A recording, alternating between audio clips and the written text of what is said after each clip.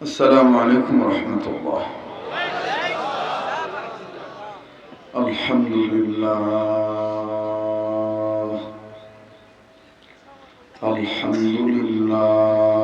رب العالمين، والصلاة والسلام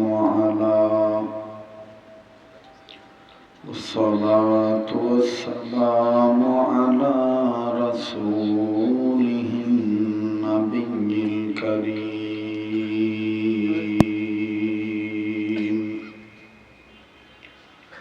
أما بعد، فأعوذ بالله من الشيطان الرجيم.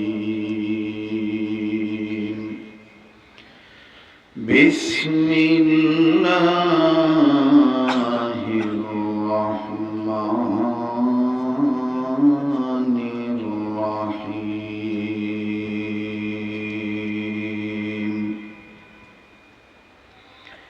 كتاب أنزلناه إليك لتخرج الناس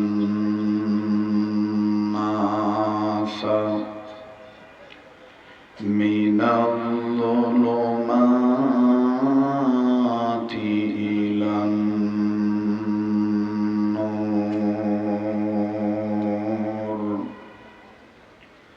وقال رسول الله صلى الله عليه وسلم: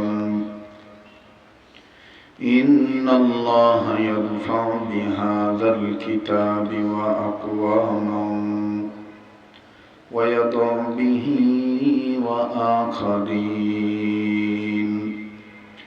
أو كما قال عليه الصلاة والسلام।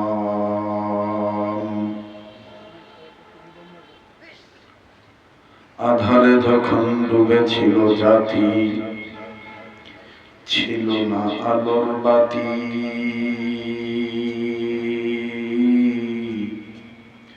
বর্বরতার অন্ধকারে পৌঁছে মানব জাতি। মেয়ের জন্ম বেজার পিতা খুঁড়িত নতুন ঘর।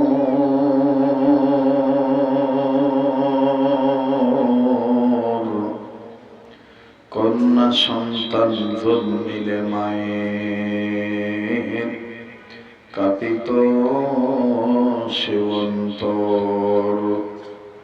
সেই সে কঠিন দুর্যোগ দিনে মদের আল্লাহর আশীর্বাদ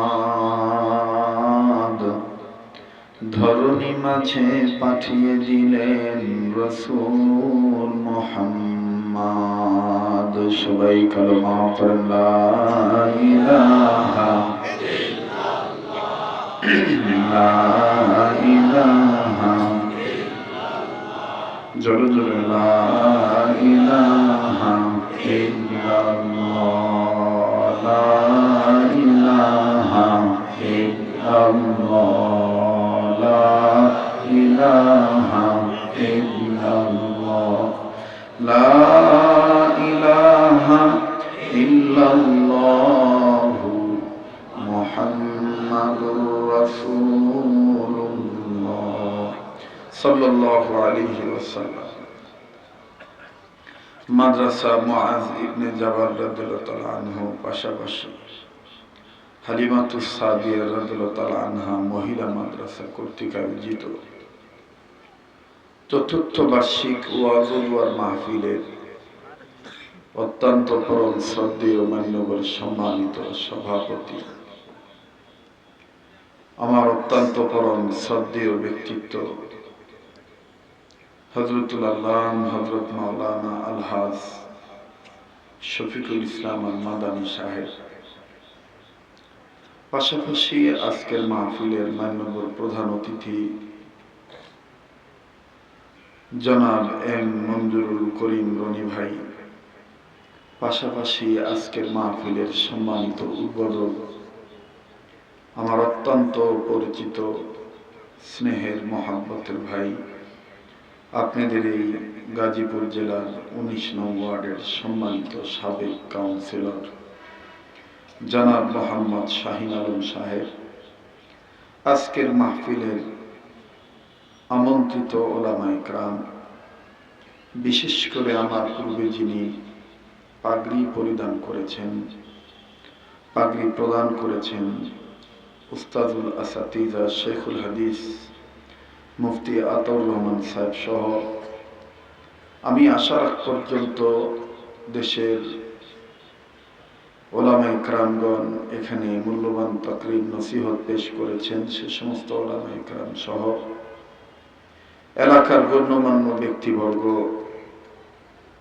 আজকের মাহফিলের সম্মানিত আরজ গুজারে যিনি ছিলেন, এই মাদ্রাসার সম্মানিত মুহতামিম হাফেজ কারি মাওলানা মুসলিহ উদ্দিন সাদি সাহেব, এবং যেই ভাই আমাকে এখানে আসার জন্য বারবার নিগরানি করেছেন, যিনি দাওয়াতটি নিয়েছেন, গাজীপুর জামিয়াতুর রহমা মাদ্রাসার সম্মানিত প্রতিষ্ঠাতা প্রিন্সিপাল আমার ভাই হযরতুল আল্লাম হযরত মাওলানা মুফতি গাজী মাহমুদ সাহেব সহ বিভিন্ন জায়গা থেকে আগত সমাগত দিনদার ইমানদার ইসলাম প্রিয় ভাইরা, বাবার বয়সে মুরব্বীরা, পর্দার অন্তরালে পরম শ্রদ্ধেয়া পর্দানিশীন আমার মা ও বোনেরা, এর পাশাপাশি স্কুল কলেজ ভার্সিটি সরকারি বেসরকারি বিদ্যালয় মহাবিদ্যালয়ে অধ্যয়নরত, এই এলাকায় বসবাসরত, বহির্গত বহিরাগত এলাকা থেকে আগত সমাগত ইয়ং জেনারেশন, আমার কলিজার টুকরা যুবক বন্ধুরা, আগামী প্রজন্মের যিনারা জাতির শ্রেষ্ঠ সন্তান হবেন, বিভিন্ন মাদ্রাসা যিনারা ইলমে দ্বীন তলবের উদ্দেশ্যে আছেন, মেরে লখতে জিগার তলবে আজিজ আশিকিন জাকির মুহিব্বিন সালিকিন মুজাহিদ বাবারা ভাইরা, আল্লাহ জাল্লা শানুহুর দরবারে লাখো কোটি শুকরিয়া আদায় করি যে মহান আল্লাহ আমাকে আপনাকে উম্মতের আলেমদের মজমা বেহেশতের বাগানে এই হাড় কাঁপানো শীতকে উপেক্ষা করে জান্নাতি সামিয়ানার নিচে জান্নাতি মেহমান বানিয়ে নেক কাজে শরীক হওয়ার তৌফিক আল্লাহ দান করছেন। দিল থেকে জবান খুলে কালিমাতুশ শুকর আদায় করি, সবাই বলি আলহামদুলিল্লাহ। এই অঞ্চলটাতে, আমার এই এলাকায় সান্নাতে এসেছি, কিন্তু এই মাদ্রাসার মাহফিলে সম্ভবত এটা আমার জীবনের প্রথম পদার্পণ। এজন্য সর্বপ্রথম আমি আপনাদের আন্তরিকতার আন্তরিক দাবি নিয়ে সবকিছু শুরুতে জানতে চাই, প্রিয় বাবারা ভাইরা আমার, আপনারা সবাই কেমন আছেন? এবার আমি আপনাদের কাছ থেকে অনুমতি চাচ্ছি, অনুমতি কামনা করছি, সম্মতি প্রকাশের লক্ষ্যে। যেহেতু প্রচুর ঠান্ডা লাগতেছে, জানতে চাই ঘন্টাখানিক সময় দেওয়া যাবে তো ইনশাআল্লাহ? জি, আমি অনুরোধ করে বলবো বিনয়ের সহিত ক্লাস মনে করে কথাগুলি শুনবেন। যুবক ভাইরা কোনো কথাবার্তা না বললে খুশি হই। মোবাইল থাকলে আপাতত মোবাইলগুলো নিজের পকেটের ভিতরে ঢুকান, কেউ কোনো কথা বলবেন না। এই কোনাটা মানে ওঠার পর থেকে দেখতেছি এখানে কিছু ছেলে ডিস্টার্ব করতেছে, এই আমার আঙ্গুল বরাবর। জি জি, আপনাদেরকে বলছি, আপনারা থাকলে থাকেন, নাহলে আউট অফ বাউন্ডারি, ডিস্টার্ব দিবেন না। মুহতারাম হাজিরিন, আপনারা জানেন কথা বলি আমার বক্তৃতার জীবনের অভিজ্ঞতার আলোক থেকে। আজকে এবছর সহ প্রায় 28 বছর চলতেছে আমার ময়দানে কথা বলার একটা বয়স। আমি যেখানেই কথা বলি চেষ্টা করি ছোটখাটো একটা বিষয়ে দাঁড় করিয়ে তারপরে কথা বলা। আজকেও আমি এখানে একটা বিষয়ের উপর কথা বলবো, আসেন আগে বিষয়টা ক্লিয়ার করে নিই। তবে বিষয়টা যেন বর্তমান যুগ সন্ধিক্ষণ most modern civilization right method of application according to Quran and হাদিস অনুযায়ী হয়, আপনাদের কাছে দোয়া চাই, আল্লাহর কাছে সাহায্য চাই। আপ টু ওয়ার্শিপ আল্লাহ, আল্লাহুল মুস্তাআন ওয়া বিয়াদিহি তাওফীক। সুবহানাকা লা ইলমা লানা ইল্লা মা 'আল্লামতানা ইন্নাকা আনতাল আলিমুল হাকীম। রব্বি জিদনি ইলমা, রব্বি ইশরাহ লি সাদরি ওয়া ইয়াসসির লি আমরি ওয়াহলুল 'উকদাতাম মিন লিসানি ইয়াফকাহু কওলি। রব্বি ইয়াসসির ওয়া লা তু'আসসির ওয়া তাম্মিম আলাইনা বিল খাইর। রব্বানা তাকাব্বাল মিন্না ইন্নাকা আনতাস সামিউল আলিম। আওয়াজ দিয়ে বলেন আল্লাহুম্মা আমিন। তাহলে এবার আসেন কি বিষয়ের উপর আলোচনা শোনা যায়। আমার বন্ধুগণ, আমার ভাইরা, পবিত্র কোরআনুল কারীমের সূরা ইব্রাহিমের প্রথম অংশের একটা আয়াতের অংশ বিশেষ তেলাওয়াত করেছি। যে আয়াতে কারিমার সরল তরজমা হলো, আল্লাহ বলেন, নবীজি, আমি যে কিতাব আপনার উপর নাজিল করেছি, এই কিতাবের কাছে যারা আত্মসমর্পণ করবে, এই কিতাবের শিক্ষা দীক্ষা যারা গ্রহণ করবে, আমি আল্লাহ তাদেরকে মিনাজ জুলুমাতি ইলান নূর, অন্ধকারের পথ থেকে আলোর পথ ইসলাম দেখায় দেব। সুবহানাল্লাহ বলেন। এই হলো আয়াতের সরল তরজমা। এবার আসেন, আমি যে বিষয়টা কথা বলবো আয়াতের সাথে মিল রেখে। আপনারা জানেন, আমিও জানি, আমাদের বাংলাদেশে বেশ কিছু পাতা আছে। বাংলাদেশটা গাছ লতা পাতার দেশ, এটা আমরা সবাই জানি। নদ নদীর দেশ, খাল বিলের দেশ, সাগর মহাসাগরের দেশ বাংলাদেশ। আমার বন্ধুগণ, এই শীত মৌসুমে আপনাদের এই সালনা এলাকায়, যদিও সালনা এলাকা গাজীপুর 19 নং ওয়ার্ড, কিন্তু এটা আমার ব্যক্তিগত একটা ইহতেসাব। This is my personal idea note. আমি আমার ব্যক্তিগত ইহতেসাব অনুযায়ী, চিন্তা চেতনা অনুযায়ী এতটুকু বিশ্বাস করি যে সালনা এলাকায় বাংলাদেশের বিভিন্ন বিভাগের বিভিন্ন ডিস্ট্রিক্টের মানুষ বসবাস করে। কথা বলেন, কথা বলেন। জি দাদা, আমি আগেই বলেছি, ক্লাস মনে করে কথা শুনবেন। গতানুগতিক কোন বক্তার মতন চোখ বন্ধ করে কানা হইয়া গরিব টাইম যাবে আর আমার চালান পাতি শেষ হবে, এই বিজনেস আমি করি না। একটু টাইট ফিট হয়ে বসেন। জীবনের শেষ বয়ান মনে করে বয়ান করছি ইনশাআল্লাহ। এই শীত মৌসুমে এই এলাকায় যে অঞ্চলের মানুষই থাকেন না কেন, যদি এই শীত মৌসুমে যে পাতাটা মানুষের বাড়ির চালে হয়, জাংলায় হয়, যেটাকে আমরা লাউ পাতা বলি, এই লাউ পাতা আর লাউয়ের ডুগা যদি আমরা সুন্দর করে ধুয়ে মুছে পরিষ্কার করে, যে মা বোন পাক করতে ভালো করে জানে, এই মা বোনদের কাছে দিয়ে যদি বলি, একটু কাঁচামরিচ বাড়ায় দিয়া, ধইনা পাতা দিয়া, টাকি মাছ, শৈল মাছ, আইল মাছ, বোয়াল মাছ, শিং মাছ, কই মাছ কাটা ছুটাইয়া যদি একটু রান্না করতে, তাইলে খুব ভালো লাগতো। আপনারা বলেন তো, এই তরকারিটা স্বাদ লাগে না বেস্বাদ লাগে? বলেন না, স্বাদ লাগে না বেস্বাদ লাগে? স্বাদ লাগে। খুব খেয়াল করবেন দাদা, টের পাবেন কি দিয়ে কি বলি। জি, যে পাতাটার কথা বলেছিলাম, এই পাতাটার নাম হলো লাউ পাতা। কি পাতা? সবাই বললেন না দাদা, সবাই বলেন কি পাতা? লাউ পাতা। লাউ পাতা কেন খাবেন? যদি কারো পেটের সমস্যা থাকে, আপনি লাউ পাতা খাবেন, পেট ভালো হয়ে যাবে। আরো যদি পেটে গন্ডগোল থাকে, ওটার সাথে আপনি দৈনন্দিন জীবনে একটা ডাব খাবেন খালি পেটে, পেটে আর গন্ডগোল থাকবে না। এরপরও যদি মনে করেন যে হযরত সবজি দিয়ে ডাব দিয়ে কাজ হচ্ছে না, তাহলে আমার সাথে যোগাযোগ করবেন। কোরআনে ছোট্ট একটা সূরা আছে, এই সূরা 7 বার পড়ে আগে পিছে দুরূদ শরীফ পড়ে ফু দিলে, এই কোরআনের আয়াত পঠিত পানিকে দম করলে, এই পানিটা নিয়মিত পান করলে, জাদুটো না, পেটের যত সমস্যা আছে আল্লাহ ধুলিস্যাৎ করে দেয়। সুবহানাল্লাহ বলেন। যে আমি তো আর এখানে কবিরাজি করতে আসি নাই, এজন্য সূরাটার নাম আর এখন না বলি। আমি বিষয়টা দাঁড় করানোর জন্য বলতেছিলাম। 1 নাম্বার পাতাটার নাম জানি কি দাদা? সবাই বলেন লাউ পাতা। আরেকটা পাতা আছে, যে পাতার সাথে চুন দিলে ভাল লাগে, চুন ছাড়া খাইলে ঝাল লাগে। বলতে পারেন সে পাতাটা কোন পাতা? সবাই বলতেছেন না যে কি পাতা? আগেরটা কি বলেছিলেন? পরেরটা? জি জি, আর একটা পাতা আছে যেটা আমাদের বাংলাদেশের যুবকরা বলে পিনিক উঠলে ডইলা খায়, এইটারে বলে সাদা পাতা, হাদা পাতা।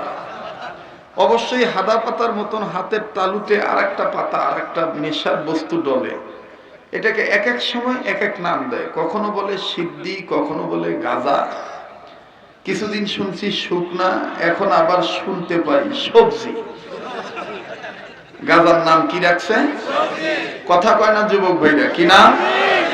সবজি পাতা। যাই হোক, হাদা পাতা, পান পাতা, লাউ পাতা, যাই বলেন, আমার বন্ধুগণ, আমার বাবাজিরা, বলেন তো দেখি সবচাইতে দামি পাতার নাম কি?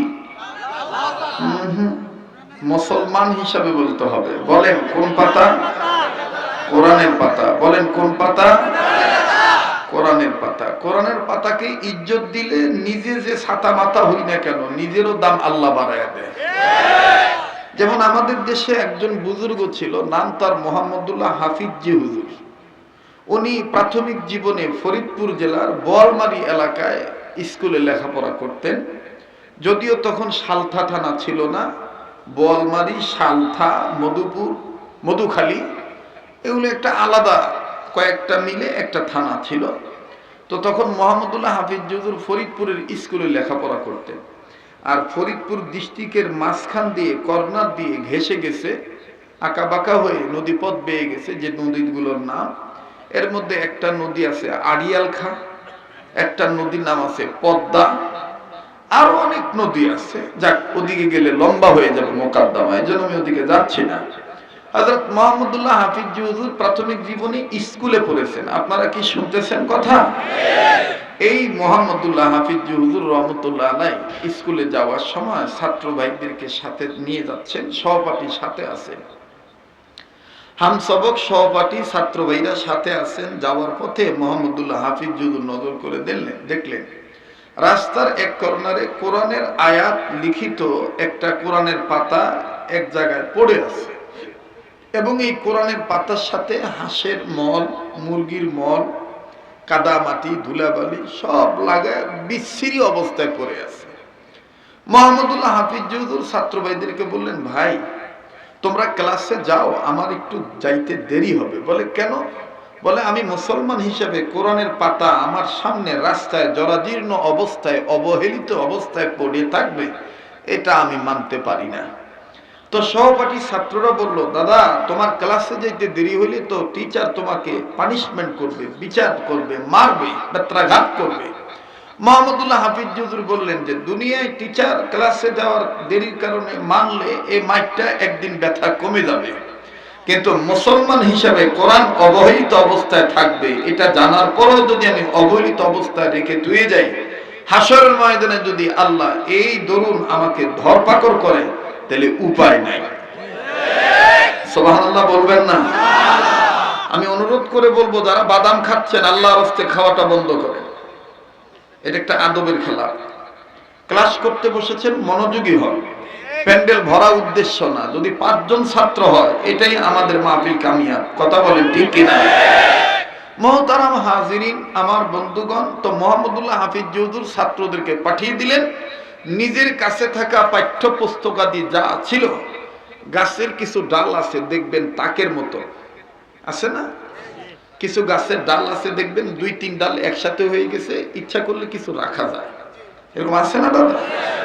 উনি ওই তাকের উপরে মাঝখানে রেখে উনি কোরআনের এই পাতাটা রাস্তা থেকে তুলে নিয়ে উনি চলে গেলেন নদীর ধারে। নদীর ধারে যে উনি সুন্দর করে পরিষ্কার করলেন। পরিষ্কার করে এখন উনি রাখবেন কোথায়, জায়গা খুঁজে পাচ্ছেন না। মুহাম্মদুল্লাহ হাফিজ হুজুর অনেকক্ষণ চিন্তা করে বললেন যে আজকে যদি আমি এটা পরিষ্কার করে রেখে যাই, 2 দিন পরে আবার ঝড় তুফান আসবে, এখান থেকে আবার কোথায় বাতাস উড়ে নিয়ে যাবে, আবার কোথায় ময়লা যুক্ত হবে, আবার আমার কাছে আল্লাহর কাছে আমার আসামির কাঠগড়ায় দাঁড়াতে হবে। তো দরকার নাই আল্লাহ, রাখার যেহেতু জায়গা নাই, আল্লাহ তুমি আমারে কবুল করো, আমি কোরআনের পাতাটা পরিষ্কার করেছি, এখন আমি আমার পেটের মধ্যেই রাখার নিয়ত করলাম। তার মানে উনি গিলে ফেললেন। কি করলেন? জোরে বলেন, কি করলেন? গিলে ফেললেন। যেদিন উনি গিললেন সেদিন ওনার মা স্বপ্নে দেখেন জনাবে মুহাম্মদ রাসূলুল্লাহ সাল্লাল্লাহু আলাইহি সাল্লাম ওনাদের ঘরে তাশরিফ আনছেন। আর আস্তে কোন সুবহানাল্লাহ। আমি কিন্তু বাহিরের কোন পীর সাহেবের কথা বলতেছি না, আমাদের বাংলাদেশের একজন সূর্য সন্তানের কথা বলতেছি, মোহাম্মদুল্লাহ হাফিজ জি হুজুর। নাম শুনছেন না আপনারা? কষ্ট হচ্ছে আপনাদের? স্বপ্ন দেখলেন, স্বপ্নের মাধ্যমে নবীজি বলতেছেন তোমার সন্তান মোহাম্মদুল্লাহ আজকে যে কাজটা করেছে, কিয়ামত পর্যন্ত তোমার সন্তান মোহাম্মদুল্লাহ চির ওমর হয়ে মুসলিম উম্মার অন্তরে, এশিয়া মহাদেশের প্রতিটি মুসলমানের অন্তরে জায়গা করে থাকবে। তো মোহাম্মদুল্লাহ হাফিজ হুজুর মারা গেছে কত বছর আগে, কিন্তু মনে হইতেছে সেদিন মারা গেছে। বরকত কিসের? কোরআনের। বলেন কিসের? কোরআনের বরকত। আমার বন্ধুগণ, কোরআন কি ইজ্জত করলে দাম বাড়ে না কমে? আবার বলেন, বাড়ে না কমে? বাড়ে। তো সবচেয়ে পৃথিবীতে দামি পাতার নাম কি? কোরআনের পাতা। এই যে আমার আগে আমার স্নেহের ভাতিজা তুল্য পরম স্নেহের সন্তান যে তেলাওয়াত করলেন, আমাদের শফিকুল ইসলাম মাদানী হুজুরের সন্তান, কেমন লাগলো? বলেন না কেমন লাগলো? এই বাপের আর কি লাগে? একটা সন্তান যদি এরকম শ্রুতি মধুর কণ্ঠে কোরআন তেলাওয়াত করতে পারে, ব্যাস এনাফ দুনিয়া আখিরাতে। এই সন্তান যদি নেককার হয়ে জীবন পরিচালনা করতে পারে, আল্লাহর দয়ায় হাসরের ময়দানে শফিকুল ইসলাম মাদানীর জন্য এটাই যথেষ্ট। ঠিক কিনা বলেন? আল্লাহ ওনার সন্তানের হায়াতের মধ্যে ভরপুর বারাকা দান করেন, হক্কানি ওয়ারাসাতুল আম্বিয়া হিসেবে কবুল করেন। আবার বলেন আমিন। তো পৃথিবীতে সবচাইতে দামি পাতার নাম কি? জোরে বলেন, কি পাতা? কোরআনের পাতা। আমার ভাইরা, এই কোরআনের শিক্ষা দীক্ষা গ্রহণ করলে দাম বাড়ে না কমে? এই কোরআনের পক্ষে আসলে অন্ধকারের পথ থেকে আলোর পথ দেখাবেন কে? এটা কার কথা? কিতাবুন আনজালনাহু ইলাইকা লিতুখরিজান নাসা মিনাল যুলুমাতি ইলান নূর।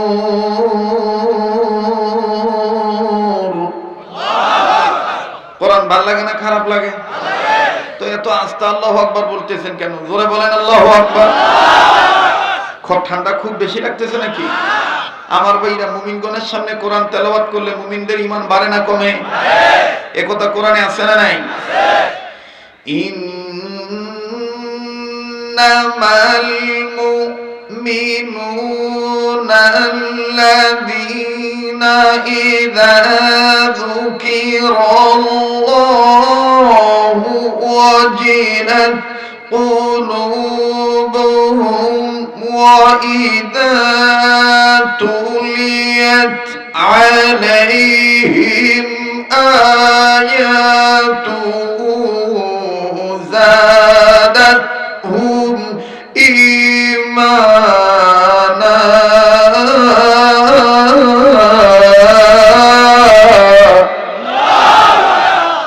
এই কথাটা কার? বয়স হয়েছে তো আমরা তো টান দিতে পারি না, বলেন নাই? আমার ভাইরা কষ্ট হইতেছে, তবে আল্লাহর দয়ায় আমার সাথীরা যারা আছে অনেকে ডায়াবেটিস ধরে শেষ, চোখে কম দেখে, দাঁত লড়ে, ঘাউ হইলে শুকাইতে চায় না। আর আমার দেখে খালি আমার শরীর হাঁটার ডাক দিয়ে কয় সুবহানাল্লাহ সুবহানাল্লাহ। 15 বছর আগে যেমন দেখছি হেমনই দেখি। কি খাওয়াবো, কি খাওয়াবো? ভালো রাখার মালিককে? বলেন, ভালো রাখার মালিককে? আপনারা আরো সামনে আসেন, কষ্ট হচ্ছে আপনাদের, কষ্ট হচ্ছে দেখতে। আসেন এদিক ঘুরে বসে, আমার দিক তাকাইলে ঠকবেন না, কারণ আমার যারা মুরব্বী ছিলেন আমরা তাদের দিকে তাকাইয়া সাহাবায়ে কেরাম দেখার মজা অনুভব করতাম, আর ওই মুরব্বীরাও তাদের উস্তাদদের দিকে তাকাইয়া সাহাবায়ে কেরাম দেখার মজা নিতেন, নবী দেখার মজা নিতেন। সুবহানাল্লাহ বলেন। তো সামনের ভাইরা চুপ থাকেন, পিছনের ভাই একটু জোরে বলেন তো আল্লাহু আকবার। ঠান্ডা তো ওই জন্য আওয়াজ ওই রকমই আর কি। এবার পিছনের ভাইরা চুপ থাকেন, সামনের ভাইরা বলেন তো আল্লাহু আকবার। এবার সামনের ভাইরা পিছনের ভাইরা মিলে জিলে তাকবীর দিবেন, নিজে দিবেন, ডান বাম লক্ষ্য করবেন কেডা তাকবীর দেয় না। যে দিব না মনে করবেন যে 12, 13, 14, 15, 16 বছর আলাদা গ্রুপে আসিল তো অন্য শরীর টেনে পিছলা কাটছে না। বাংলাদেশে দেখবেন মা বোনেরা যে মাছটা ছাই দিয়ে জুত না করতে পারে, পরে ব্যর্থ হইয়া ডাক দিয়ে কয়, এই সোত্রা ভাতা লইয়া। কোন এলাকাত কয় সোত্রা ভাতা, কোন এলাকাত কয় ডুমরা ভাতা, কোন এলাকাত কয় ডুমুর ভাতা, কোন এলাকাত কয় খুশকা ভাতা। খুশকা ভাতা কয় না? এইটা লইয়া আইনা যত মাছ ওই কালাও আর কালবাও, সের উপরে তো কোনো মাছ কালো নাই, বহুত স্বাদের মাছ, কিন্তু যন্ত্রণা একটা, কাটা বেশি। ঠিক না? ছোট ভাই, মোবাইলের ফ্ল্যাশ লাইটটা বন্ধ করতে হবে। মোবাইলে ভিডিও করা বাদ দিয়ে নিজের অন্তরে কথাগুলো ভিডিও করো, কাজে লাগবে, মনোযোগী হও। আমার বাইরে এই সোত্রা পাতা খুকসা পাতা এনে যদি ডলা দেয়, যত কালা মাছিও সাদা হয়ে যায়। এখনো তারা রাম বাম চ্যাটার্জি মুখার্জি গঙ্গোপাধ্যায় চট্টোপাধ্যায় হরিদাস পাল লেন সেন তসলিমা নাসরিন দাউদ হায়দার কবি চৌধুরী এখনো নরেন্দ্র মোদীর দালালি ছুটতে পারে নাই। পিচ্ছিল পদার্থ তাদের গায়ে রয়ে গেছে। আসেন না আল্লাহু আকবার আওয়াজ দিয়ে ওদের জাহের বাতেন থেকে পিছলামি ছুড়ে দিয়ে সূত্রা ভাতা ব্যবহার করিয়া কথা কোন ঠিক না? নারে তাকবীর, আল্লাহু আকবার। বুঝছি, সবাই একটু হাত তোলেন তো, টান টান করে ধরেন, মোট করে ধরেন, সারেন, ধরেন সারেন, ধরেন সারেন, ধরেন সারেন। এবার বেহেশতের বাগান সাজানো নিয়ত করে আঙ্গুলগুলো ফুলের মতন ছড়ান। আর ঘুম ভাঙানোর জন্য একটু ডাইন বাম নাড়াচাড়া দেন। আর মুজাহিদের মতন আওয়াজ দিয়ে বিপ্লবী কণ্ঠে আল্লাহ মহান শব্দটা বলেন তো, আল্লাহু আকবার। আর জোরে জোরে নারে তাকবীর, নারে তাকবীর, নারে তাকবীর। মনটা কি চায় কিছু সময় দিতে? চায় না, চায় না? আপনি ভাবতেই পারবেন না যে কোন দিক দিয়ে সময় চলে গেল, টেরই পাবেন না ইনশাআল্লাহ। মোহতারাম হাজিরিন, তো কোরআন ভালো লাগে না খারাপ লাগে? আল্লাহ বলেন মুমিনগণের সামনে যখন কোরআন তেলাওয়াত করা হয়, মুমিনগণের দিল আমি আল্লাহর ভয় নড়ে ওঠে, তাদের কাছে থাকা ঈমান বেড়ে যায়। এখন বলেন যাদের ঈমান বাড়ে তাদের জবান দিয়ে আল্লাহু আকবার আসতে হয় না জোরে হয়? তো কই জোরে আল্লাহু আকবার বলছেন? জোরে বলেন আল্লাহু আকবার। আচ্ছা, আল্লাহু আকবার এটা কি জামাত বিএনপি শিবির জঙ্গির স্লোগান? বিগত জীবনে তো অনেকে মাইকটা নিয়ে কইছে ওয়াজ করবেন, ওয়াজ করবেন, ঠিক বেঠিক উস্কানিমূলক কোনো কথা কইবেন না, জনম দিবেন না, এটা জামাত হেফাজত বিএনপি শিবির জঙ্গির স্লোগান। হ্যাঁ, ইসলাম মানে শান্তির ধর্ম, সোরার ঘরে সোরা। তোর কোন বাহে তোরে হিগাইছে ইসলাম মানে শান্তির ধর্ম? সালামুন শব্দের অর্থ শান্তি, কথা কয় না? ইসলাম মানে আত্মসমর্পণ। ইসলাম মানে কি? আত্মসমর্পণ।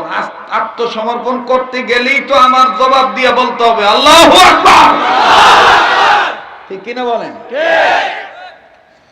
আর যারা চোর, আমাদের এলাকায় মেয়ে লোকেরা কথা কয় না, জোরে কথা কয় না, গলার পর্দার আওয়াজের খেলাপ হবে, এই জন্য মেয়ে লোকের আস্তে কথা কয়। আর যারা চোর, চোরেরা জোরে কথা কয় না, চুরি করবার যে ধরা বড় সুবিধা। আমরা কি মাইয়া লোক? আমরা কি চোর? এমন প্রমাণ হইব কেটা চোর না কেটা মাইয়া লোক না গো। কোরআনের আলো, কোরআন হাদিস যেখানে, আলেম ওলামা যেখানে, নারে তাকবীর।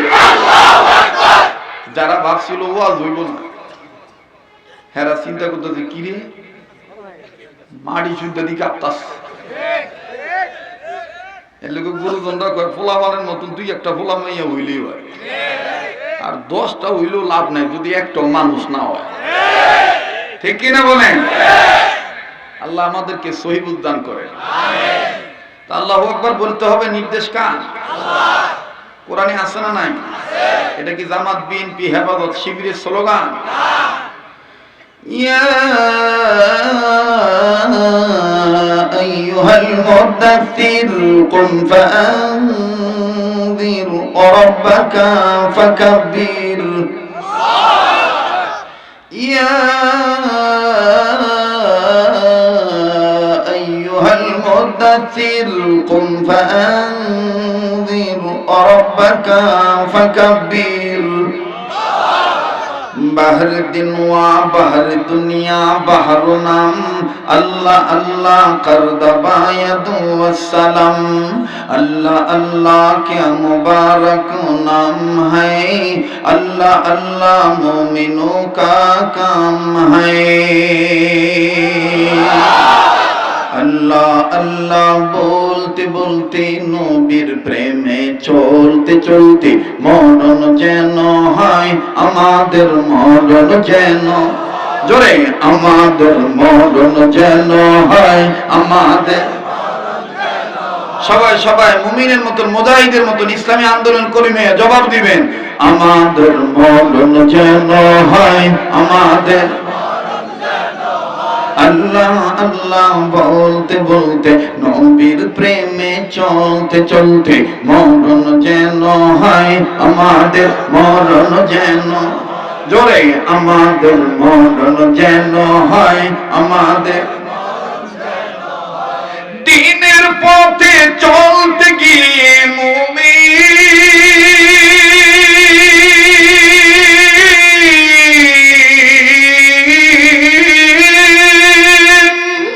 দিনের পথে চলতে গিয়ে হকের কথা বলতে গিয়ে মরণ কালে কালমা যেন নসিব হয় আমাদের মরণ যেন হয় আমাদের যুবক ভাইরা জবান খোলে আমাদের মরণ যেন হয় আমাদের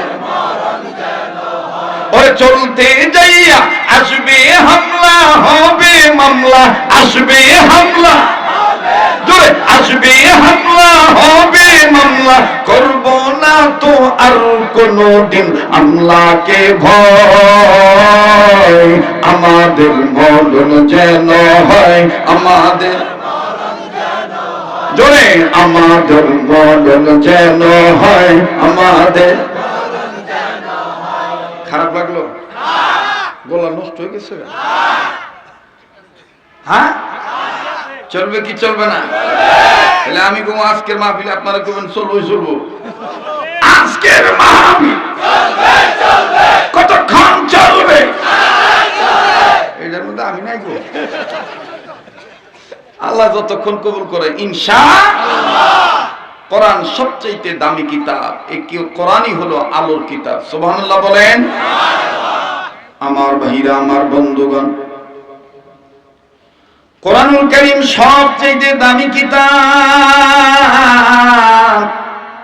কোরআনুল কারীম আমার বন্ধুগণ আলোর কিতাব এটা আমার আল্লাহ বলেন কিতাবুন আনজালনাহু ইলাইকা লিতুখরিজান নাসা মিনাজ যুলুমাতি ইলান নূর বাজানরে গভীর মনোযোগী হয়ে শোনা চাই কোরআনুল কারীম সবচেয়ে দামের কিতাব আলোর কিতাবে কোরআনের শিক্ষার দিকে দীক্ষার দিকে কোন মানুষ যদি আত্মসমর্পণ করে আল্লাহ তাআলা ওই মানুষের দাম বৃদ্ধি করে দেয় আর কোন মা বাপ যদি সন্তানদেরকে কোরআন কারীম শিক্ষা দেওয়ার নিয়ত করে মায়ের পেটে যদি সন্তান থাকা অবস্থায় কোন মা যদি গর্ভবতী নারী হইয়া গর্ভের উপরে পেটের উপরে হাত রেখে যদি স্বামী আর স্ত্রী মা আর বাবা সন্তানের নবাগত সন্তানের পিতামাতা হইয়া যদি তারা আল্লাহর কাছে নেক নিয়ত করে আল্লাহ রাব্বুল আলামিন তাদের দাম বাড়ায় দেয় দেখেন বাজান কেমন দাম বাড়ায় দেয় লম্বা করার কোনো সুযোগ নাই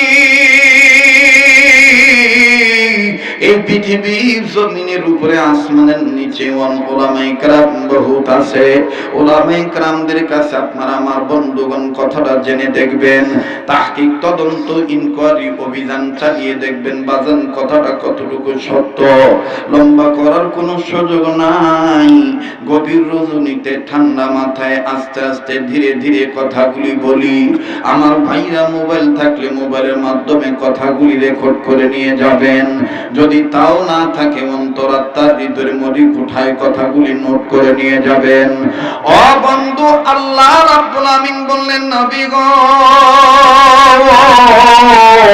ইন্নাহু লাকুরআনুন কারীম, নিঃসন্দেহে কোরআন কারীম সম্মানের কিতাব।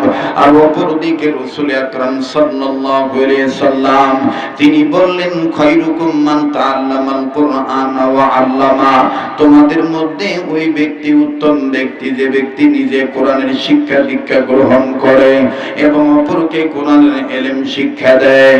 আমার বন্ধুগণ, আমার ভাইরা, তলবে ইলমের বাপ মা কইলে দেখেন কেমন দাম। ছেলে মেয়েকে কোরআন শিক্ষা দিলে দেখেন মা বাবার কেমন দাম বেড়ে যায়। লম্বা করার কোনো সুযোগ নাই বাজান। এই শরীয়তপুরীর কণ্ঠ সুর শব্দ কথা বলার অলংকার, আমার বন্ধুগণ গরম ঠান্ডা কথা বলার হুঙ্কার এবং ঝংকার, এগুলো আপনাদের সুপরিচিত সুর। আমার ভাইরা, এই সুর যখন আপনাদের কানে বেজে ওঠে তখনই বুঝতে পারেন এটা আমাদের মনের মানুষ আধ্যাত্মিক পাগল আব্দুল খালেক শরীয়তপুরীর কণ্ঠের সুর। আমার বন্ধুগণ, আমার ভাইরা, রব্বুল আলামিনের কোরআন যদি কোন ছেলে মেয়ে শিক্ষা গ্রহণ করে সেই ছেলে মেয়ের বাপ মার দাম আল্লাহ বাড়ায় দেয়। লম্বা করার কোনো সুযোগ নাই। জগতের উপরে আসমানের নিচে যত বড় বড় সাহাবায়ে কেরাম নাম শুনেছেন, আমার বন্ধুগণ তাবে তাবিনগণদের নাম শুনেছেন, এরপরে আউলিয়া কেরামগণদের নাম শুনেছেন, সলফে সালেহিনদের নাম শুনেছেন, শুহাদায়ে কেরামগণের নাম শুনেছেন। আমার বন্ধুগণ আইম্মায়ে মুস্তাহিদগণদের নাম আপনারা শুনেছেন। আরে বন্ধুরে বাবাজি, একজন আইম্মায়ে মুস্তাহিদগণের নাম বলে দিই। তাকমিল পাস করেন আর কামিল পাস করেন, বাজান দাওরা পাস করেন আর টাইটেল পাস করেন। ওনাদের শরণাপন্ন হয়ে দেখবেন এই জমিনের উপরে আসমানের নিচে কোরআনুল কারীম যেমন দামের কিতাব, কোরআনুল কারীমের পর পর ওই কিয়ামত পর্যন্ত মকবুল কিতাব হলো পরিধানযোগ্য সহিহুল বুখারী, বুখারী শরীফের হাদিসের কিতাবটাও গ্রহণযোগ্য কিতাব। কথা বলেন ঠিক কিনা? কোরআনুল কারীমের পারার সংখ্যা 30 পারা। বুখারী শরীফের, আমার বন্ধুগণ, বুখারী শরীফের সহিহুল বুখারীর খণ্ড কিন্তু পারাও কিন্তু 30 পারা। মুসলমান বন্ধুরে বারবার বলি, কেউ যদি চলে যায় চলে যেতে দিবেন বন্ধু। কারো যাওয়া দেখে কেউ না যায়, নিজের চিন্তা নিজে করি বন্ধু। মান আরাফা নাফসাহু ফাকাদ আরাফা রাব্বাহু, যে নিজের চিহ্ন সে আমার আল্লাহরে চিনল, যে নিজের চিনে নাই সে আমার আল্লাহরে চিনতে পারে নাই। বাজান রে, ওই সহিহুল বুখারী কিতাবের মুসান্নিফ যিনি ছিলেন তার নাম হলো ইমাম বুখারী রাহমাতুল্লাহি আলাইহি। সংক্ষেপে নামটা বললাম। এই ইমাম বুখারী রাহমাতুল্লাহি আলাইহি এখনো দুনিয়ার জমিনে আসেন নাই। আল্লাহর বান্দা, আল্লাহর বান্দির গর্ভে রয়ে গেছেন। ইমাম বুখারী রাহমাতুল্লাহি আলাইহির মায়ের পেটে বাচ্চা ধারণের বয়স চলতেছিল 6 কি 7 মাস। কোন কোন বর্ণনাকারী লিখেছেন, আমার বন্ধুগণ, আমার ভাইরা মুসান্নিফগণ লেখেন 8 মাস চলতেছিল। এই 8 মাসের অন্তঃসত্ত্বা মা জননী গর্ভধারিণী। আমার বন্ধুগণ, গর্ভবতী নারী স্বামীর সাথে এক বিছানায় একই রুমে শয়ন কক্ষে ঘুমাইতে গেলেন। আমার ভাইরা, স্বামীও ঘুমায়, বিবিও ঘুমায়, কিন্তু হঠাৎ করে গভীর রজনীতে ইমাম বুখারীর মা এই গর্ভবতী নারী হইয়া কেমন জানি উঁচা পেট নিয়ে আস্তে আস্তে ধীরে ধীরে আমার বন্ধুগণ বিছানা থেকে উঠলেন। বিছানা থেকে উঠে কেমন জানি ডুকরে ডুকরে কান্দে, বোবা মানুষের মতন গুনগুনায় কান্দে, চাপা কান্না কান্দে, ফুপি ফুপি কান্দে। বিবির কান্নার আওয়াজে আমার বন্ধুগণ স্বামীর ঘুম ভেঙে গেল, অর্থাৎ ইমাম বুখারীর বাবার ঘুম ভেঙে গেল। ইমাম বুখারী রাহমাতুল্লাহ বাবা ঘুম থেকে ওঠার পরে বিবিকে বকাঝকা না করে আমার বন্ধুগণ শালীন ভাষায়, ভদ্র ভাষায়, ভালোবাসার নজরে তাকাইয়া সুন্দরভাবে ডাক দিলেন। ডাক দিয়ে বিবির কাঁধের উপরে হাত লাগাইয়া আর্দ্রভাবে ঝাঁকুনি দিয়া নরম মেজাজ প্রয়োগ করে ডাক দিয়ে বলতেছেন, বিবি তুমি কেন কান্দো? কান্নার কারণ বুঝলাম না।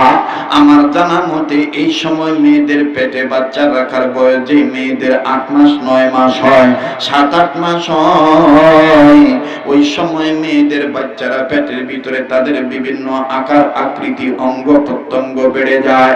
আর যখনই বেড়ে যায় পেটের ভিতরে বাচ্চারা কখনো মায়েদেরকে হাঁটু দিয়ে ঘুঁটা মারে, কখনো পায়ের গোড়ালি দিয়ে আমাদের আঘাত করি, আবার কখনো বাচ্চারা পেটের মধ্যে ঘোরাঘুরি করে। বিবির এই ধরনের কি কোনো ঘটনা ঘটলো নাকি? তুমি কেন কান্দো? আমার তোমার পেটের মধ্যে আমার বাচ্চা কি কোনো আঘাত দিল নাকি? ইমাম বুখারীর মা কান্দে আর ডাক দিয়ে বললেন, স্বামী গো, এই আঘাতপ্রাপ্ত হয়ে আমি কান্দি না, আক্রমণে আক্রান্ত হয়ে কান্দি না, তাই তুমি কেন কান্দো বলো বিবি?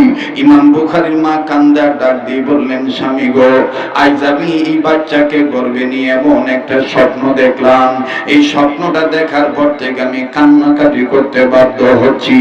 আমার জীবনে কোনোদিন আমি এইরকম স্বপ্ন দেখি নাই, এমন একটা আচানক ভয়ানক স্বপ্ন আমি দেখলাম রে স্বামী। স্বামী ডাক দিয়ে বললেন, বিবি রে, তুমি কি স্বপ্ন দেখছো আমার একটু বলো না দেখি। ইমাম বুখারী রাহমাতুল্লাহর মা কান্দা ডাক দিয়ে বললেন, স্বামী গো, না জানি স্বপ্নটার কারণে আমার বাচ্চার কোনো ক্ষতি হয়ে যায়, আল্লাহ জানে স্বপ্নের ব্যাখ্যা ভালো না মন্দ আমার জানা নাই। ইমাম বুখারীর বাবা ডাক দিয়ে বললেন, বিবি, স্বপ্নের ব্যাখ্যা করার মতন ইস্তেদাদ যোগ্যতা এবিলিটি আমার নাই, তবে রে বিবি তুমি ঘাবড়াইও না, আমাদের এলাকায় যে ইমাম সাহেব আছেন মুসাল্লাম বুজুর্গ, তিনি আমার হামসাবক, আমি যে উস্তাদের কাছে পড়েছি তিনিও সেই উস্তাদের কাছে পড়েছেন। আমাদের দুইজনের উস্তাদের নামই হলো শাইখুল হাদিস আল্লামা ইবনে মুবারক রাহমাতুল্লাহি আলাইহি, আব্দুল্লাহ বিন মুবারক রাহমাতুল্লাহি আলাইহি আমাদের উস্তাদ। বিবি রে তুমি ঘাবড়াইও না, বিবি তুমি একটু ধৈর্য ধরো বিবি। বিবি রে, একটু পরে ফজরের আজান দিবে, ফজরের নামাজ আনতে মসজিদে যাব, ফজরের নামাজ আদায় করার পরে ফজরের নামাজ আনতে হুজুরের কাছে যাব,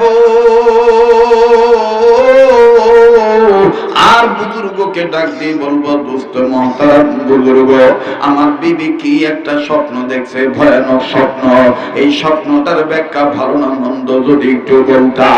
তবে রে বিবি, এখানে কথা রয়ে যায়, আগে আমার জানতে হবে কি স্বপ্ন দেখছো আমার একটু খুলে বলো। ইমাম বুখারীর মা কান্দার ডাক দিয়ে বলে, স্বামী গো, আমি স্বপ্ন দেখতে পাইলাম আমার গর্ভের পেটটা বারবার উঁচু হইয়া যায়, একটা বারের জন্য আমার গর্ভের পেটটা নিচে নামে না, এমন উঁচু হয়ে গেল, উপরের সাইডটা এমন উঁচু হয়ে গেল, ক্ষণিকের জন্য আমার গর্ভের পেটটা নিচে নামে না।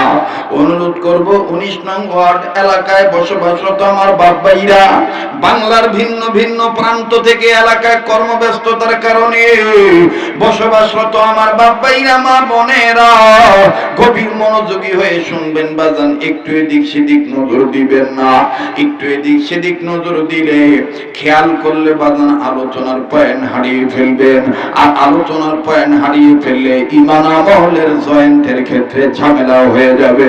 কারণ সবার কাছেই বক্তব্য ভালো নাও লাগতে পারে, যেহেতু মাদ্রাসার মাহফিলের জন্য বাজান খাতনে বুখারীর একটা চ্যাপ্টার আলাদা ভাবে, আমার বন্ধুগণ, আমার ভাইরা, ইমাম বুখারী রাহমাতুল্লাহির কথাটা আমি বলছি আপনাদের কাছে, কষ্ট হচ্ছে নাকি আওয়াজ দিয়ে বলেন, চলবে কি চলবে না? আবার বলেন, চলবে কি চলবে না? একটু জোরে শুনে আওয়াজ দিয়ে বলেন না আল্লাহু আকবার, আবার বলেন আল্লাহু আকবার। ইমাম বুখারীর মা ডাক দিয়ে বললেন, স্বামী গো, আমি স্বপ্নে দেখতে পাইলাম আমার গর্ভের পেট বারবার উঁচু হইয়া যায়, একটা বারের জন্য আমার গর্ভের পেট নিচে নামে না। এবার ইমাম বুখারীর বাবা ডাক দিয়ে বলেন, বিবি রে, তুমি একটু ধৈর্য ধরো, বুঝতে পেরেছি তুমি স্বপ্ন দেখেছো, তোমার গর্ভের পেট বারবার উঁচু হইয়া যায়, একটা বারের জন্য তোমার গর্ভের পেট নিচে নামে না, এই স্বপ্নটার ব্যাখ্যা ভালো না মন্দ, এটাই দোস্ত মোহতারাম মুসাল্লাম বুজুর্গের কাছে আমি জানবো। এবার বাজান রে, ইমাম বুখারীর মা কান্দার ডাক দিয়ে বলেন, স্বামী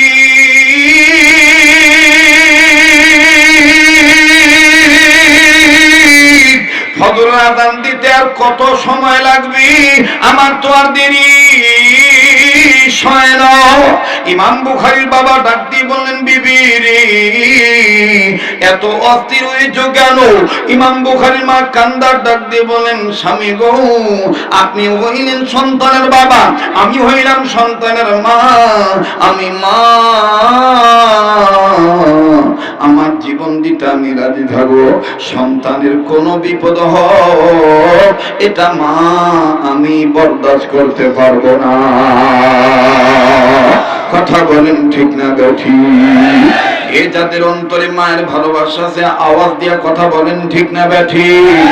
এই জন্যই তো আমার বাংলাদেশের কোন এক পাগল আল্লাহর ওলি আমার ভাইরা মায়ের মাতৃত্বের মর্যাদা বুঝাইতে যে বলছেন, বনে থাকে বনবাদুরি বাচ্চা ঝরে তার বুকে, তবু মায়ে বাচ্চা ভুলে না পড়লে হাজার দুঃখে। বনে থাকে বনবাদুরি বাচ্চা ঝরে তার বুকে, তবু মায়ে বাচ্চা ভুলে না পড়লে হাজার দুঃখে। বিদেশেতে যদি কারো সন্তান মারা যায়, পশু পক্ষী না জানিতে জানে তাহার মায়। কথা বলেন ঠিক না বেঠিক? বিদেশেতে যদি কারো সন্তান মারা যায়, পশু পক্ষী না জানিতে জানে তাহার মায়। পশু পক্ষী না জানিতে জানে তাহার মায়। বনে থাকে বনবাদুরি বাচ্চা ঝুলে তার বুকে, তবু মায়ে বাচ্চা ভুলে না পড়লে হাজার দুঃখে। বিদেশেতে যদি কারো সন্তান মারা যায়, পশু পক্ষী না জানিতে জানে তাহার মায়। বন্ধু, পশু পক্ষী না জানিতে জানে তাহার মায়। আমার ভাইরা, আমার বন্ধুগণ, মাঝে কত বড় নিয়ামত, বাবা যে কত বড় নিয়ামত। যারা হারাইছেন তারা এখন বুঝতেছেন, যাদের মা বাপ দুনিয়া নাই তারাই জানে তাদের কত বড় নিয়ামত নাই। প্লিজ অনুরোধ করে বারবার বলছি, এদিক সেদিক নজর দিবেন না। এইবার ইমাম বুখারীর মা ডাক দিয়ে বললেন, স্বামী গো, আর কতক্ষণ লাগবে ফজর আযান হইতে? ইমাম বুখারীর বাবা ডাক দিয়ে বললেন, বিবিরে, মনে হয় ঘন্টা দুয়েক সময় লাগবে, 2 ঘন্টা পরে ফজর আযান দেবে। ও বিবি, তুমি একটু কাট হও, তুমি একটু বিশ্রাম নাও, আমি তাহাজ্জুদের নামাজ আদায় করি, আমি শেষ রাতের আমল শেষ করি, এরপরে ফজর আযান হলে মসজিদে যাব। বাজান, লম্বা কথা সংক্ষেপ করে বলছি। এবার যখন ফজর আযান দিয়ে দিল, ইমাম বুখারীর মা বাবা আস্তে করে যখন মসজিদ পানে রওনা দিবি, ঠিক ওই সময় ইমাম বুখারীর বাবার হাত টান দিয়ে ধরে বললেন, স্বামী, আমি আপনার কাছে একটা দরখাস্ত করি। স্বামী ডেকে বলতেছেন, কি দরখাস্ত বলো না?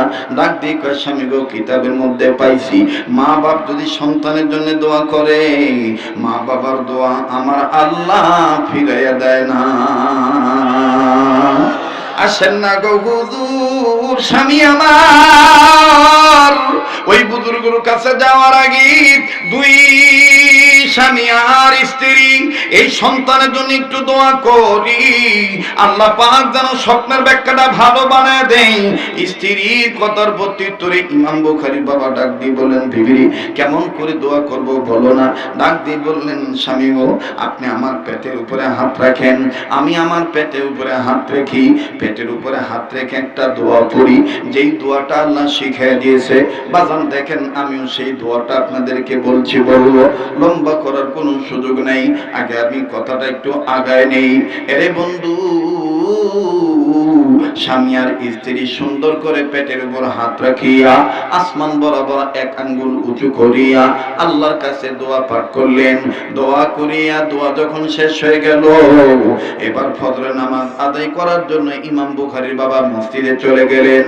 নামাজ যখন শেষ হলো, নামাজ শেষ হওয়ার পর ইমাম বুখারীর বাবা মসজিদের হুজুরের কাছে, ইমাম সাহেবের কাছে যাইয়া সালাম দিয়ে বলতেছেন, আসসালামু আলাইকুম ওয়া রাহমাতুল্লাহি ওয়া বারাকাতু। দোস্ত মুহতারাম, বুজুর্গ, তোমার উস্তাদ আর আমার উস্তাদ একই উস্তাদ ছিলেন, যার নাম আব্দুল্লাহ বিন মুবারক। দোস্ত, তবে তুমি হুজুরের কাছ থেকে হাদিস শিখেছো, আবার বিদ্যা অর্জন করেছো, স্বপ্নের ব্যাখ্যা করার মতন যোগ্যতা আল্লাহ তোমারে দিয়েছে, কিন্তু আমার স্বপ্নের ব্যাখ্যা করার মতন এলেম ইস্তেদাত নাই। দোস্ত রে, আমার বিবি গত রাতে একটা স্বপ্ন দেখে অনেক টেনশন করতেছে। এই স্বপ্নের ব্যাখ্যা ভালো না মন্দ একটু তোমার কাছে জানার জন্য আমার কাছে আমার বিবি পাঠাইছে। এবার ডাক দিয়ে কয়, দোস্ত বলো বলো, আগে স্বপ্নের কথাটা বলো। ইমাম বুখারীর বাবার কাছে যাইয়া বুজুর্গর হাতে হাত রাখিয়া ডাক দিয়ে বলতেছেন, দোস্ত মেরা দোস্ত বুজুর্গ শুনিয়া লো, আমার বিবি গত রাত্রে স্বপ্ন দেখছে, বিবির পেটে বাচ্চা আছে, বিবি পেটে সন্তান নিয়ে স্বপ্ন দেখছে, বিবির গর্ভের পেট বারবার উঁচু হইয়া যায়, একটা বারের জন্য গর্ভের পেটটা নিচে নামে না। বলো না দোস্ত, এই স্বপ্নের ব্যাখ্যা ভালো না মন্দ? বাজারে কিতাবে লিখুক লিখে ইমাম সাহেব হুজুর বুজুর্গ মানুষ স্বপ্নের ব্যাখ্যা না বলিয়া স্বপ্নের কথা শুনিয়া ইমাম বুখারীর বাবাকে টান দিয়ে বুকের সাথে লাগাইলো, জড়ায় ধরে কপালে একটা চুমা দিল, চুমা দিয়া হাতটা বাড়ায় ডাক দিয়ে কয়, দোস্ত স্বপ্নের ব্যাখ্যা বলছি, বলবো পরে, আগে তুমি আমার হাতে হাত রেখে ওয়াদা করো, আল্লাহ পাক যদি তোমাকে হাসরের ময়দানে জান্নাত দিয়ে দেয়, আমারে থুইয়া জান্নাতে যাইবা না।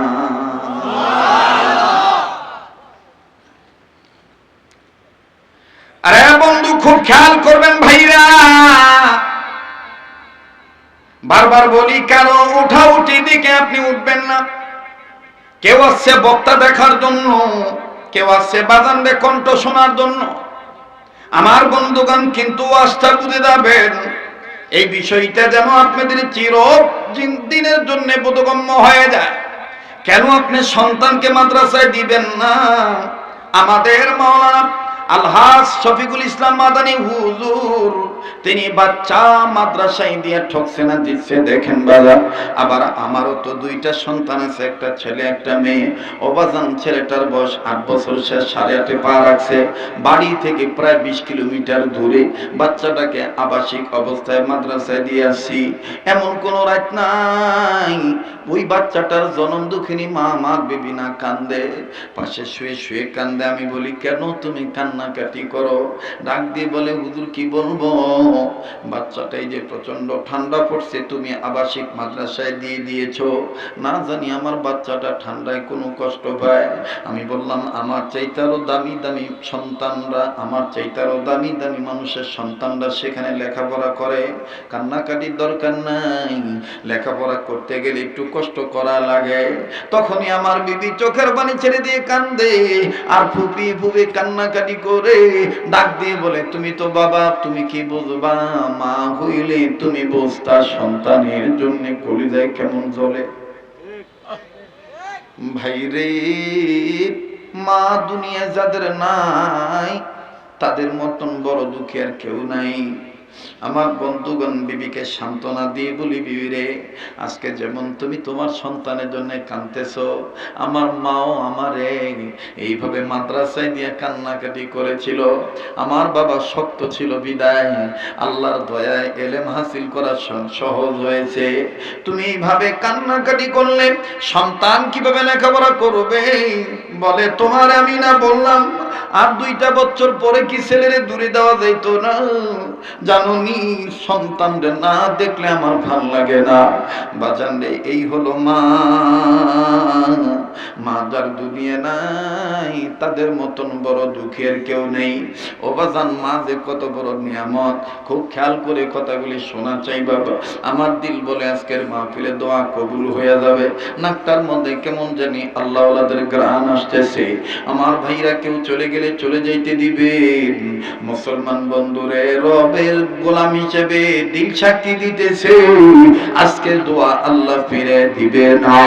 আওয়াজ দিয়ে বলেন না আলহামদুলিল্লাহ। ভাইরা আমার, দুনিয়ায় যাদের মা নাই তাদের মতন বড় দুঃখী, বড় অভাবী আর কেউ নাই। মা যে কত বড় নিয়ামত, বাবা যে কত বড় নিয়ামত। মা বাবার দোয়া যেমন কাজে লাগে, মা বাবার বদদোয়া কিন্তু তেমন কাজে লাগে। কথা বলেন ঠিক কিনা? বাজানদি, আমি আমার জীবনের বাস্তব একটা বয়ান আপনাদেরকে শোনাই। ইন্টারনেটের মাধ্যমে, মোবাইলের মাধ্যমে অনেকবার হয়তো ভাই বয়ানটা শুনেছেন। আজ আমি সরাসরি শুনেই বাবা। এই তো সেই পথ, যেই পথ দিয়া বারংবার মোমেন সেই জেলা, শেরপুর জেলা, জামালপুর জেলায় একসময় যাওয়া লাগতো। বাসে চলে যাইতো। তো তৎকালীন সময় নিজস্ব বাহন ছিল না। ঢাকা মহাখালী থেকে টিকিট কেটে তারপরে বাসে উঠতে হইতো। ওরে বন্ধু, যারা মনে মনে ভাবনি যে ঠিক থাকলে মায়ের দোয়া বদদোয়া কিছুই লাগে না, তাদেরকে বোঝানোর জন্য বলছি ভাইয়া একটু খেয়াল করে শুনবেন বন্ধু। আজ থেকে কয়েক বছর আগের ঘটনা। মহাখালী বাস কাউন্টারে, টিকিট কাউন্টারে আসছি, বাস স্ট্যান্ডে আসছি। বাসে আমি উঠবো, টিকিট নিব, জামালপুর যাব। বাজানো একের অধিকবার সফর করার কারণে অনেক হেল্পার, কন্ট্রাক্টর, ড্রাইভারের সাথে, বাসের মালিকের সাথে মুখ পরিচয় হয়ে গেছি। গত সিজনে যেই ড্রাইভারটার পাও ভালো দেখছি, হঠাৎ করে এই সিজনে যাইয়া দেখি এই বাস, এই ড্রাইভারের পাওটা কাটা, ডান পায়ের 4 ভাগের 3 ভাগ হই নাই। কাটা পাও নিয়ে হাতের নিচে ঠেঙ্গা দিয়ে দাঁড়ায় আছে গেটের কাছে, টিকিট চেক করতেছে। টিকিট মাস্টার হইয়া কাছে যাইয়া, শীত মৌসুম ছিল, মাফলার রুমাল সরাই দিয়া কাছে যাইয়া ডাক দিয়ে বললাম, ভাই যান, আপনি না ড্রাইভার ছিলেন, আপনি না ড্রাইভিং সিটে বসে ড্রাইভারি করতেন, স্টিয়ারিং ধরতেন, এখন আপনি টিকিট চেক করতেছেন, কারণ কি? আপনার পাও তো আমি গত বছর ভালো দেখে গেছি, আজকে দেখতেছি পাও কাটা। কি কারণে এরকম হলো বলেন না? কোন দিন আপনার দুর্ঘটনা ঘটলো? বাজান রে, আমাকে দেখা মাত্রই লোকটা চিনে ফেলেছে। চোখের পানি ঝর্ণার মতন ছেড়ে দিয়ে কয়, হুজুর আমি তো আপনারও চিন্না ফলাইছি, হুজুর আপনি ভালো আছেননি? বললাম আলহামদুলিল্লাহ আমি ভালো আছি। লোকটা কান্দার ডাক দিয়ে কয়, হুজুর এই পায়ের কথা জিজ্ঞাসা করতেছেন, এইটার শুনে লাভ নাই হুজুর, এটা আমার মায়ের সাথে বেয়াদবি করার ফল। আমি বললাম, মায়ের সাথে বেয়াদবি করার ফল কেমন, একটু আমার জানান তো দেখি। বাইরে গোনা করতে করতে কলবে কালো দাগ পড়ে গেছে, হাকিকতান চোখের পানি আসতে চায় না। আরে বন্ধু, কান্নাকাটি সবাই করতে পারে না। আর এই পাগলের সাথে মোনাজাত করলে, কান্নাকাটি করলে ঠকবেন না। এই তো আর কয়েকদিন বাংলাদেশে আছি, ইনশাআল্লাহ আল্লাহ তাআলা যদি বাঁচা রাখেন, প্রতি বছরের নেই এই বছর প্রথম 1 মার্চে চলে যাব সোনার মদিনায়। গোটা রমজান মাস আমি মদিনায় থাকবো। শাওয়াল মাসের 7-8 তারিখে মদিনা থেকে আসবো। মাত্র 2-3 দিনের জন্য মক্কায় আসি উমরা করার জন্য। বেশিরভাগ রমজান মাস, গোটা রমজান আমার মদিনায় থাকতে হয়। বাজানো কথা দিচ্ছি বন্ধু, মুসাফির হইয়া আমি রমজান মাসে আপনাদেরকে ভুলবো না। আপনাদের পক্ষ থেকে রাসূলুল্লাহর রোজায় সালাম পৌঁছে দেবো ইনশাআল্লাহ। আবার কাবা ধরেও আপনাদের জন্য দোয়া করব। আপনারাও আমারে ভুলেন না। ইফতারির আগে দোয়া কবুল হয়, ইফতারি করার সময় আমি গুনাহগারের জন্য একটু দোয়া করবেন, পারবেন তো ইনশাআল্লাহ? বলেন পারবেন তো ইনশাআল্লাহ? তাই বলছি বাজান, দিলটা নরম করে দেন। আরে বন্ধু, কত রাত্র কত জায়গায় কাটান, আজকে রাত্রের একটু অংশ নবীর প্রেমে দেখেন দান করা যায় কি না। এবার ড্রাইভার লোকটাকে ডাক দিয়ে বললাম, ভাই যান, মায়ের সাথে কেমন বেয়াদবি করেছেন? ডাক দিয়ে বলে, হুজুর আপনাকে বলার দ্বারা আমার ফায়দা হবে, আপনাকে আমি এই জন্য ঘটনাটা শোনাবো, দুনিয়াতে যেন কোনোদিন কোনো ছেলে মেয়ে তাদের হায়াতের জিন্দেগিতে তাদের বাপ মার সাথে বেয়াদবি না করে। হুজুর আপনি ওয়াজ মাহফিল এই কথাটা বললে অনেক যুবক হেদায়েত পেয়ে যাইতে পারে। আমি বললাম সেটা পরের কথা, আগে বলেন আপনি কি করছেন একটু বলেন তো দেখি। লোকটা লোকটা ডাক দিয়ে বলে, হুজুর বলার আগে আমি একটু শুনতে চাই, আমার আল্লাহ আমারে এই বড় গুনাহ থেকে মাফ দিবনি, এই পাপ থেকে আল্লাহ আমারে মাফ দিবনি। আমি বললাম কি বলছেন বলেন না। লোকটা একটু আড়ালে নিয়া টিকিট চেকের দায়িত্ব আরেকজনকে দিয়া, যেহেতু 10-15-20 মিনিট আরো সময় লাগবে গাড়ি ছাড়তে, আমার বন্ধুগণ এই ফাঁকে অন্য একটা চা স্টোরে নিয়ে গেল, আমাকে নিজে নিরালা বসাইয়া লোকটা আমার হাত ধরে কান্দার ডাক দিয়ে কয়, হুজুর মায়ের সাথে বেয়াদবি করার ফল কেমন বেয়াদবি বলেন না। ডাক দিয়ে কয়, হুজুর আপনি ভালোই জেনেছেন আমি ড্রাইভার ছিলাম, এই রুট দিয়া ঢাকা ময়মনসিংহ রুট দিয়া মাসের পর মাস বছরের পর বছর আমি গাড়ি চালাইছি। তবে হুজুর আমার ডিউটি টাইম ছিল বেশিরভাগ নাইট ডিউটি। হুজুর এই নাইট ডিউটি করে আমি অর্গমাসল লইয়া রাত্র জাগিয়া যখন আমি বাড়িতে গেছি, সকাল তখন 9টা 10টা 8টা 9টা 10টার মতন বাজে। আমার বাড়িটা রাস্তার সাথে, হুজুর বাড়িতে ঢোকার আগে আমার কানে আওয়াজ আসতেছি, আমার মার সাথে আমার বউ ঝগড়া লাগাই দিছে। মাও বাক বিতন্দায় লিপ্ত, বউ আমারও মায়ের সাথে ঝগড়া করে, মা বকা দেয় বউ বকা দেয়। এইভাবে যখন ঝগড়াঝাটির আওয়াজ পাই, হুজুর আল্লাহর কসম করে বলি আমার মাথা ঠিক ছিল না। আমি বাড়ির মধ্যে ঢোকার আগে গলার কাশি দিয়া জোর আওয়াজে চিল্লা ডাক দিয়ে বললাম, এ তোরা কি শুরু করছ? এটা কি বস্তির বাড়ি পাইছত নাকি? রাস্তার মানুষ কি বলবে? এই বাড়ির মহিলাদের কোনো মান ইজ্জত নাই। হুজুর জানেননি, আমার এই গলার আওয়াজ পাইয়া আমার মা শর্মিন্দা হইয়া আমার মা ঘরের ভিতর চলে গেল। মা জননিয়ার কথা বাড়াইল না, কিন্তু হুজুর আমার গলার আওয়াজ পাইয়া আমার বিবি কেমন জানি অজ্ঞান হয়ে গেল। আমার বিবি সেন্সলেস হইয়া জমিনে লুটে পড়ল। আমার বিবির পড়া অবস্থা দেখে আমার মেয়ে আর ছেলে ছোট্ট ছোট্ট সন্তান তারা আমার বিবির জড়ে দূরে কান্দে আর ডাক দিয়ে বলে, মাগো তোমার কি হইল? তুমি দি চোখ খুলো না, মুখ খুলো না। ও মা তুমি কি আমাদের রাইখা মইরা গেল নাকি মা? ও হুজুর এই বউয়ের এই অবস্থা দেখা, ছেলে মেয়ের এই দুরবস্থা দেখা আমার ভিতরে একটা ভয় কাজ করতেছে। না জানি আমার বেগম মারা যায়, আমার এই বউটা যদি মইরা যায়, এই বৃদ্ধ বয়সে আমার মা আর আমার জেল খাটা লাগবে, আমার মাটা